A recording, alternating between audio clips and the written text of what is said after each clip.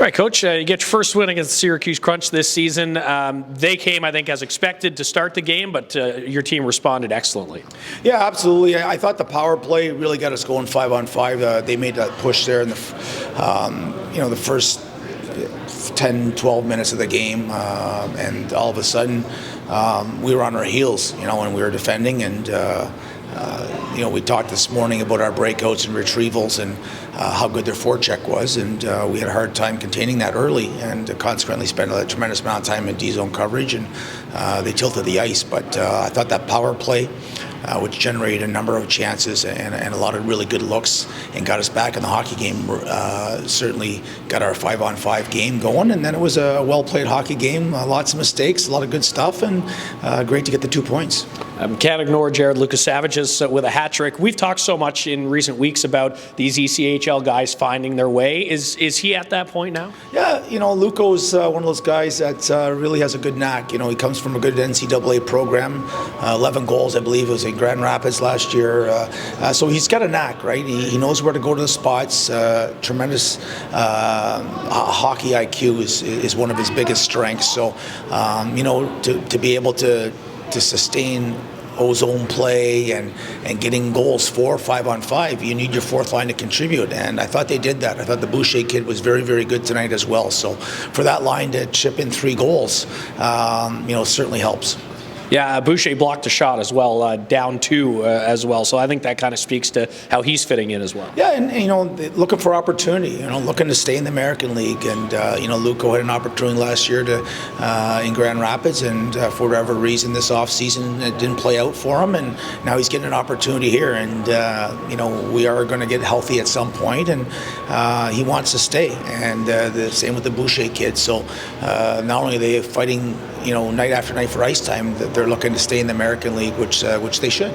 Speaking of blocking shots, Dylan Hetherington blocked one in the second period that seemed to change the game, at least from where we were sitting. Did you guys see it that way? Yeah, we talked to the team a lot about controlling the momentum swings, and there's certain plays during the course of the game that can do that, and they a little bit of a lucky play there, and then they got it was open net really, and Heater goes down, and that's what he does, right? I mean, shot blocking is certainly one of his strengths, and that certainly gave us some momentum, because I did like our second period overall. We forced them to call a timeout, and we tilted the ice, and we got the forecheck going, and I thought we took advantage of some of their defensemen with some turnovers, and consequently, it really helped us to take the lead going into the third period.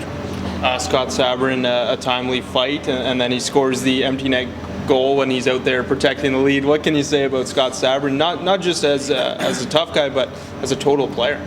Yeah, I think that, when it comes to Sabourin, he does a lot of good things for this team, and, his skill set's really improved over the years, and, he wants it badly, and if there's a puck to get out along the wall late in the game, he's going to do whatever he can to get it out, and now he's got 2 consecutive empty net goals, a fight, well-timed fight tonight too. The Element kid plays in your face style, and he's the kid actually that hurt Ridley Gregg a few weeks ago, if you don't remember that, I believe. So, at the end of the day, another strong game from him, and certainly at times would like to see him maybe, not be too cute at the blue line, but overall, I'd be happy with his game.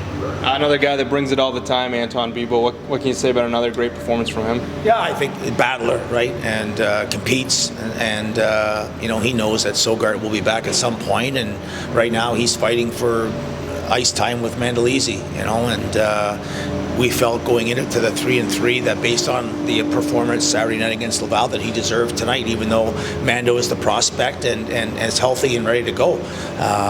But he deserved it tonight, and he earned tonight's start. So now it's Mando's challenge to meet what he's been able to do here in the last couple of games, and we hope to see a little bit of a battle there for the crease.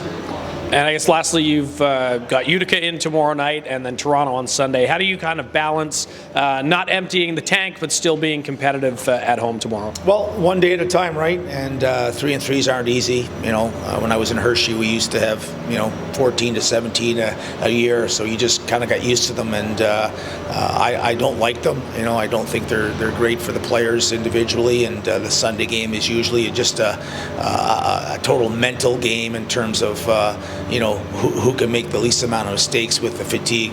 But for us, another divisional game tomorrow night. We got to 500, and so we battled back to get to that again tonight. And for tomorrow, now it's another opportunity to hopefully stay in front of a team that's right behind us. Okay, guys, thanks.